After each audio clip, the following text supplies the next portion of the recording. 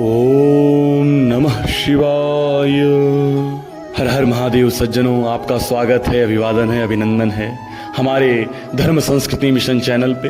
आपको पुनः धर्म से, संस्कृति से जुड़ने के लिए आप सभी का पुनः हृदय से धन्यवाद। सज्जनों, सावन माह चल रहा है।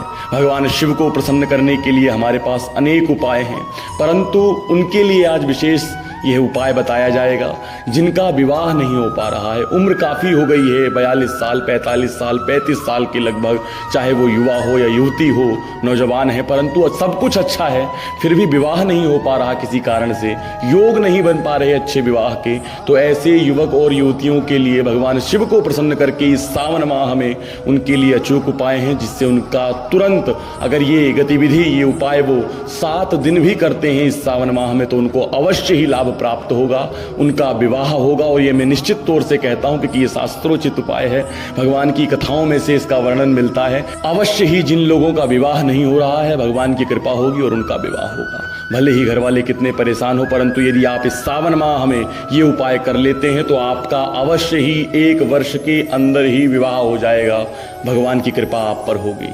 तो सज्जनों, मैं आपको बताना चाहता हूं, जो भगवान शिव की कभी आराधना नहीं करते, परंतु मैं उनसे कहता हूं कि वो यदि सावन माह में भगवान की पूजा, आराधना, उपासना प्रारंभ कर दें तो पूरे वर्ष का फल उनको इस सावन माह में ही भगवान की आराधना, उपासना से प्राप्त होगा। सज्जनों, हम प्रतिदिन भगवान पर जल चढ़ाते हैं, परंतु जिन लोगों का विवाह नहीं हो रहा है, युवक और युवतियों का, उनको 2 लोटों में जल ले जाना है भगवान के पास चढ़ाने के लिए शिवालय में, जहाँ भगवान का शिवलिंग होता है।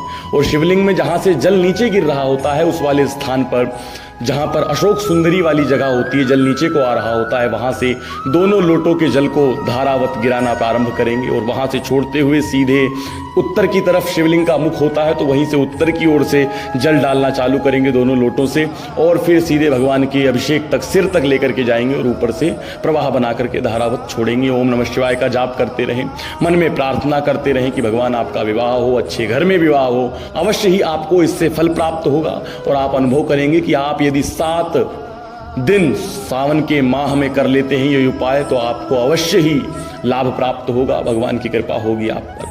और एक और विशेष उपाय कि यदि वो चाहें तो हल्दी डाल करके लोटे में भगवान का उससे अभिषेक करें साधकों। और इसी के साथ यदि आप और हम चाहें तो भगवान को पीले पुष्प समर्पित करें।